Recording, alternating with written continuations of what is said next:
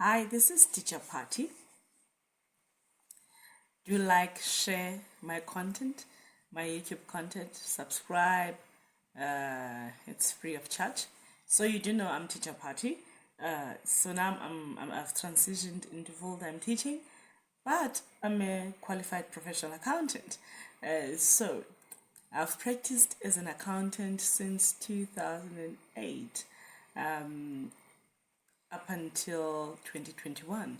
So it's over a decade I have practiced as an accountant. So I do have a mouthful to share for young accountants and young auditors joining the field. So guys, today I want us to talk, so this is the installment on Dear Young Accountant. So today I want us to talk about successfully completing the orientation week or the induction week.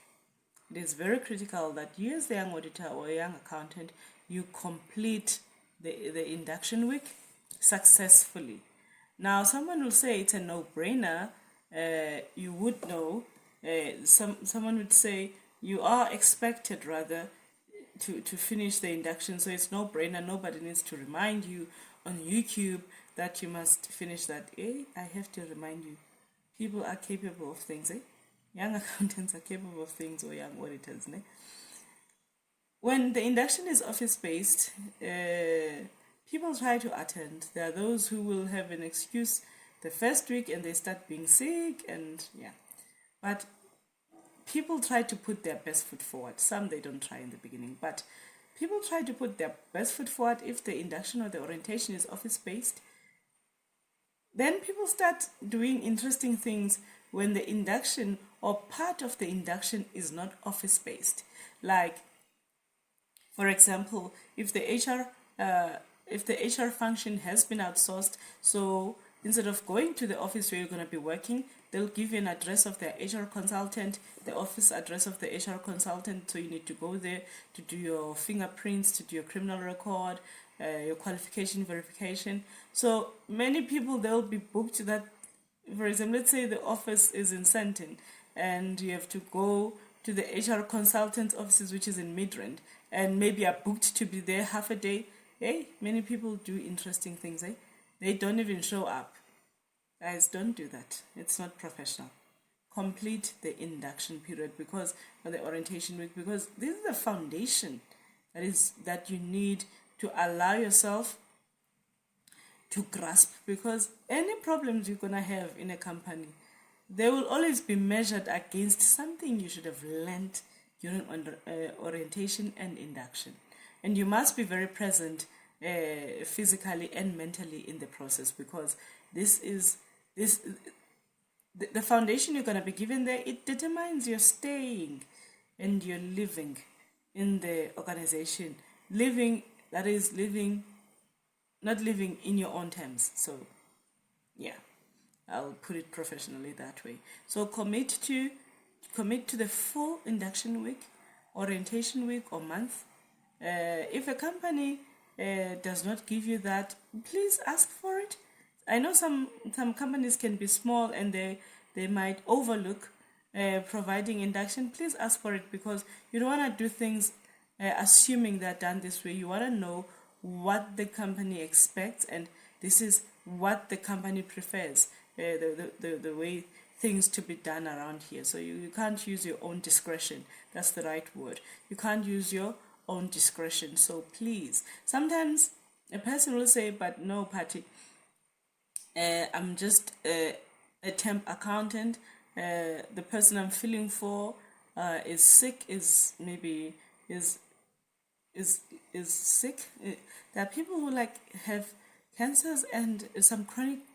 That's the way. There are people who've got chronic disease that they need to take time off work, so they will get a temp accountant to do their work, or someone is on maternity leave, and in that instance they don't even give you maybe a week, because they will be hiring when they desperately need a person. So that 1 day or 2 days that they will be giving you induction or orientation, maximize and capitalize on it.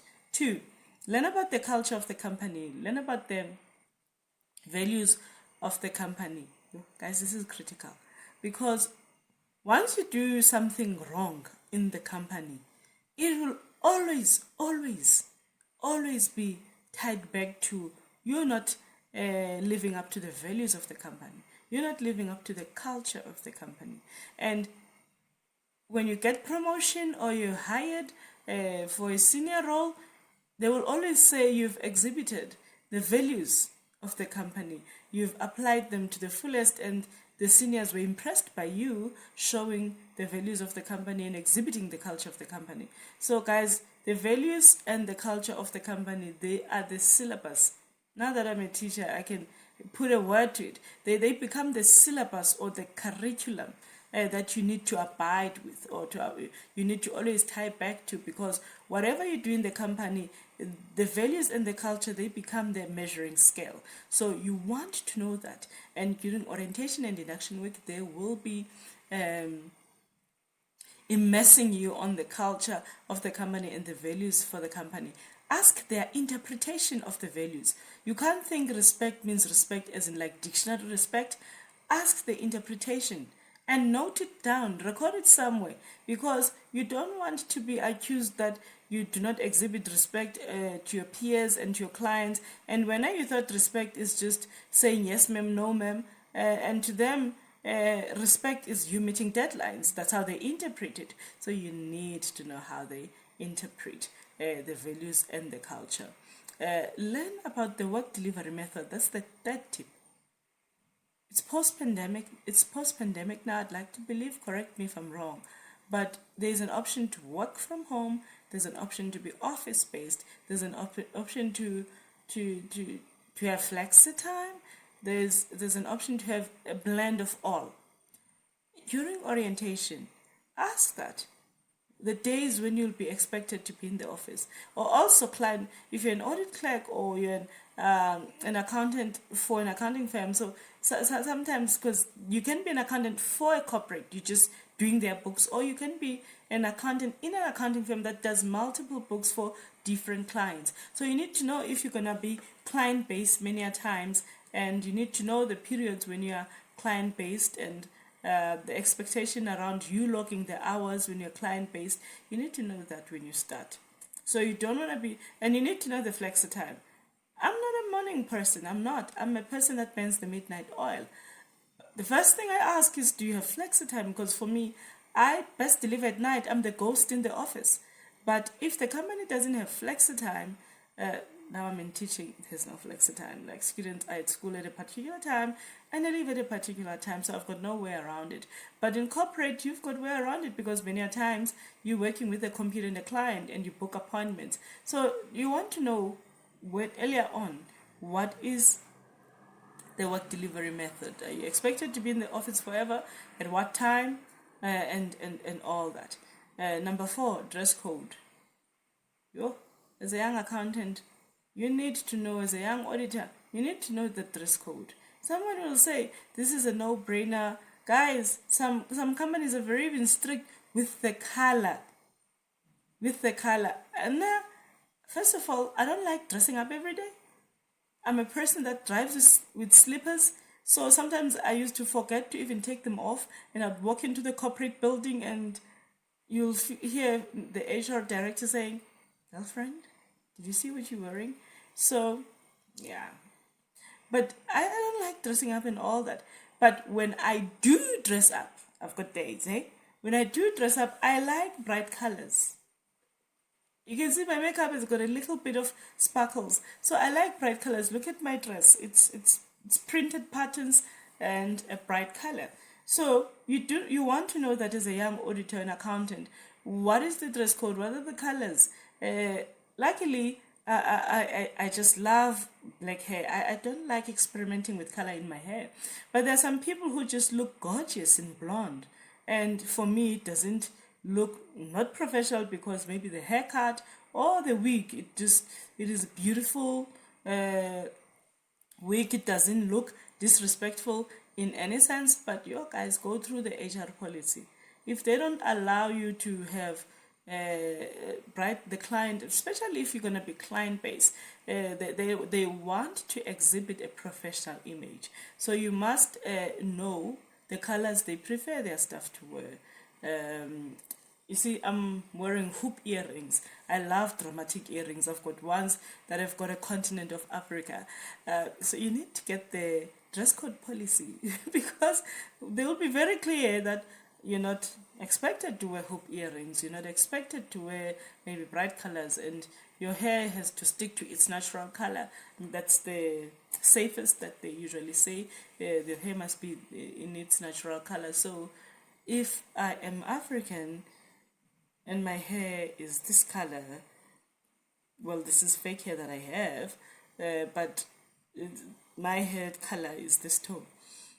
So sometimes they'll be specific and they'll dictate, so you can't really have blonde. So you need to know those during induction and orientation week. And I remember there was a period where I taught 6 months full time. This is the second time I'm teaching full time. I taught full time. It was more than 6 months. It was almost a year. It was almost a year in that school.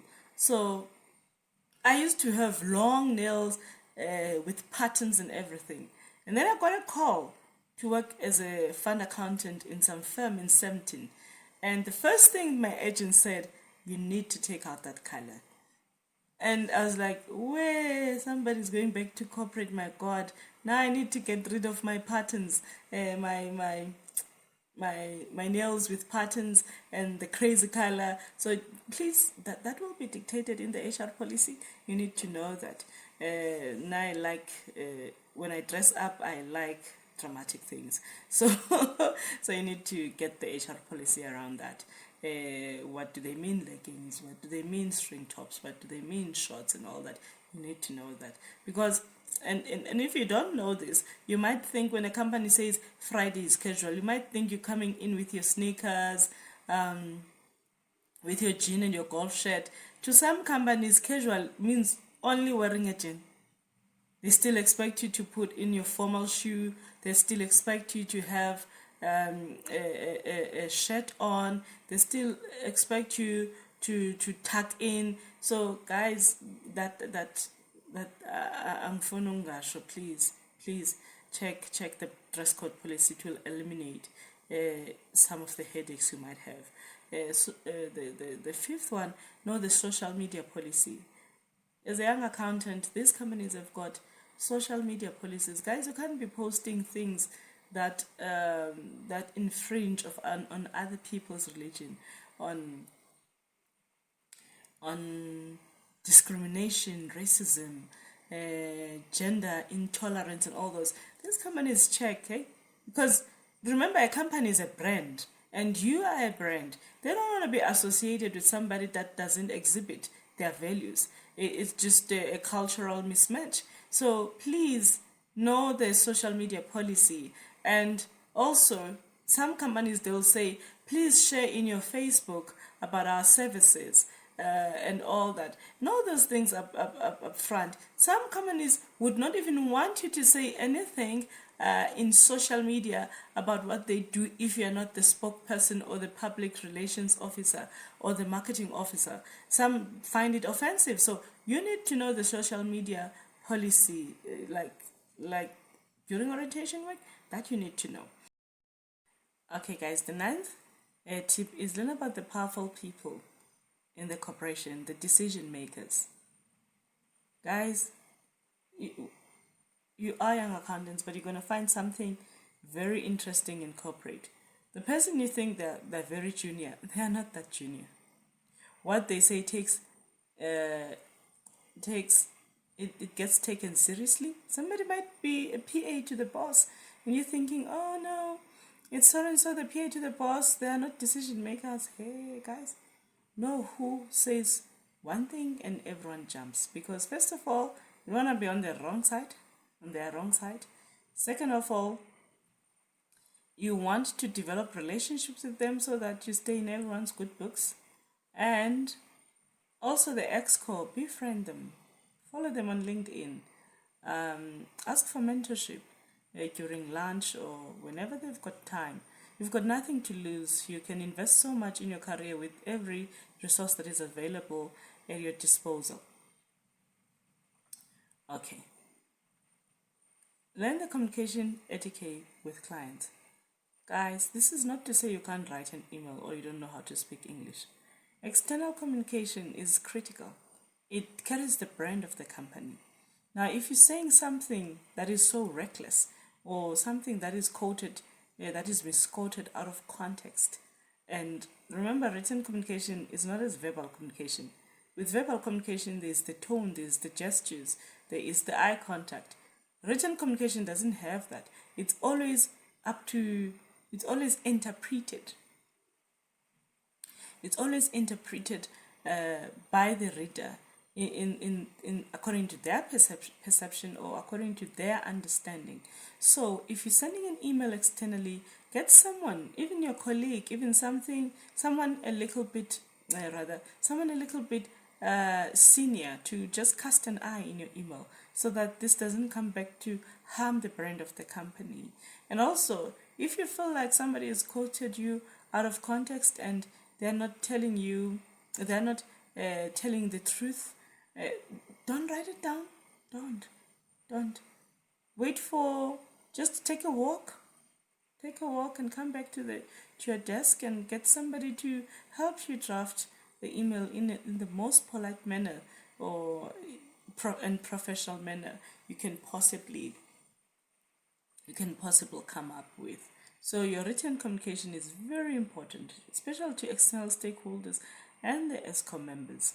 The external stakeholders can even be the government. There are some reports that are due to the government and they need to sound technically correct. And so you don't want to, as a young junior accountant or as a young auditor, you don't want,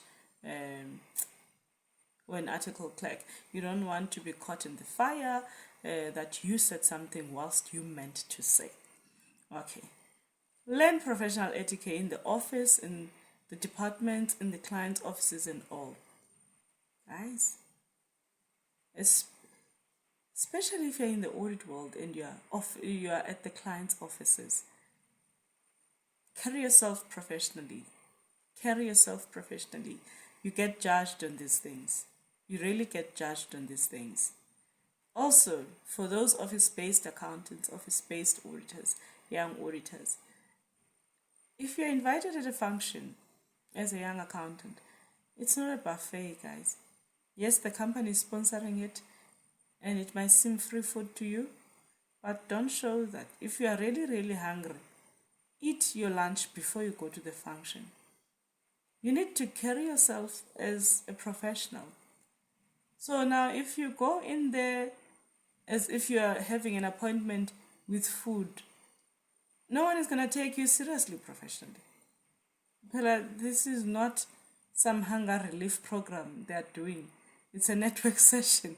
So try to eat as minimal as possible. If you are really hungry, you'll get Nando's or KFC on your way home or eat your lunch before. But amongst your colleagues and your seniors, you can't be seen boxing. You can't be seen boxing the food to the fullest day, and you can't even. Guys, I don't do that. Also, in the client functions and all that, it's a networking session.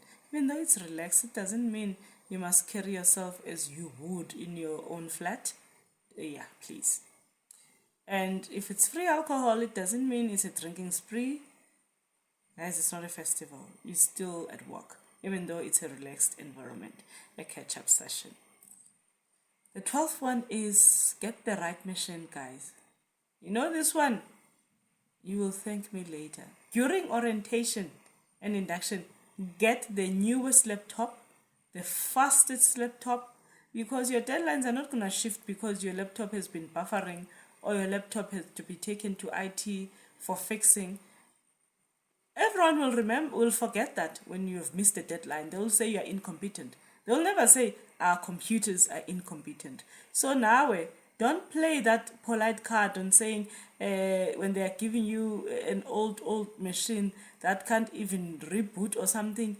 Don't play that game and be like, it's fine, I'll ask again. Hey, don't take it even in the first place, return it. Return it during orientation because you're going to have problems of missing deadlines because you've got a wrong laptop, an old or an outdated laptop. So get a new machine. Don't be apologetic about that, young accountant or article clerk. Do not be apologetic about that, because it's going to come back to bite you. In your PMR, no one will acknowledge that they provided a old laptop. They will say you, because this is how the corporate world is built. They will say you did not do your work. They will never acknowledge what they did not give to you. So don't shoot yourself in the foot. Aim for the best. Ask them to give you a new laptop. If it's not a new laptop, they must give you a functioning laptop. And note down, if it's an old laptop they've given you, note down the times here that to crash and needed to be fixed by IT, so that if you miss a deadline, you have a schedule of what was sabotaging you. But my best advice is, don't even take that laptop. And don't even think you'll use your Apple laptop that you've got at home to compensate for that. There are some drives and there are some programs that are not put in your personal computer. So you're still doomed. Okay.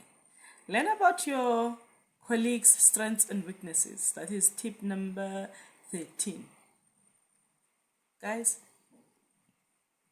one thing I learned in the accounting world, there is a, not really a hierarchy, there's a chain. That's what I can say. There's a chain.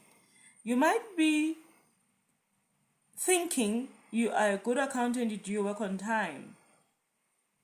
But if the finance department is not performing as a whole, that goodness of one team member out of 10, it gets absorbed during PMR time with other non-performing candidates. So now you must know your colleagues' strengths and weaknesses, because they directly or indirectly affect your performance as well.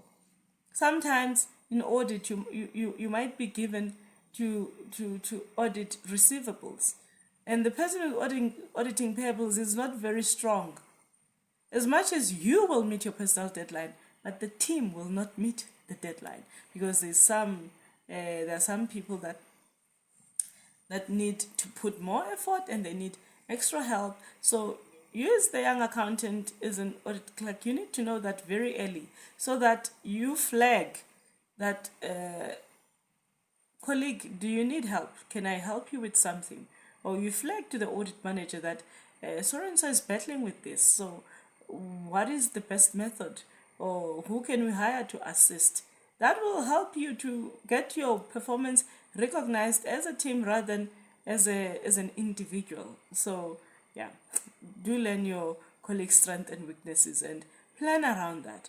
Not plan to sabotage them, but plan around how you can help to improve the team's performance. If you've got capacity, you can chip in. If you don't have capacity, but you've got an idea of how this can best be done, then yeah, do that. The 14th tip, learn the IT and HR policies. HR policies on reasonable accommodation. You need to know, especially if you're a disabled accountant, a young accountant or a disabled auditor, you need to know the reasonable accommodation that the company applies. You need to know the IT policies. Usually they would not want you to use the company machine for personal use. They would not want you to use emails for personal use. So you need to read that. It seems like it's too technical, but trust me, when you get into trouble, you will want that thing on your side. And usually it's the biggest seller, because if anyone needs to get rid of you in corporate world, your laptop is the first place they go to. And then the 15th tip is understand your remuneration package. In the orientation week, guys, understand your remuneration package. If you forgot to ask for a demi slip, this is the time to ask for it. Understand the package you have. And also when they give you that form to fill in the beneficiaries and all that, think it through. Even if you're asked to return the form the following day, think it through, because sometimes, especially for us as Africans, you're the breadwinner, your mom is not working, your father is retired, you're taking care of your 3 siblings, so you're so tempted to put these as your beneficiaries. Well, it's up to you who you put, but maybe you have a child and you're not married and you're thinking that, hey, I can't take my family wealth to another family. Guys, just think it through. Think it through. Get in touch with your financial advisor who would be the best to benefit out of if anything could happen to you. So speak to your financial advisor. Have a financial planner in place. This is the best time to have the financial planner in place, and so that when you return all those forms after orientation or during orientation, you've done the right decisions financially in terms of who benefits with what. Okay. The last one is, okay, there'll be a line in those HR forms that say, who is your next of kin? Guys, your next of kin, it must be the person that answers the phone. I'll give you an example with me. I am very bad in picking up my phone. I am horrible in picking up my phone. So if any of my family members would put me as a next of kin, I would have 5 or 10 missed calls, and I'm very bad with returning calls. You don't need to put, even if the person is the sister or your mother, if they are not quick to communicate timelessly, please don't put them as next of kin. Remember, next of kin, guys, is that person they need to contact should you be sick or should you be in an accident or if something happens wrong to you at work. That's one of the roles of a next of kin. For example, I can't put my mom as a next of kin at work because my mom is like me. We are very bad with phones, and my mom is a teacher, so during the day she can't really be on her phone. It's contact time with the children, so she can't answer. So the person I usually put as my next of kin is my sister. She's very quick to answer the phone. I remember there was a time where I had a medical emergency. It was my sister who answered timelessly. It was my sister and my late grandmother who could answer phones timelessly and act. So when they ask you to put your next of kin, make it a point it's a person that is very reachable in terms of communication.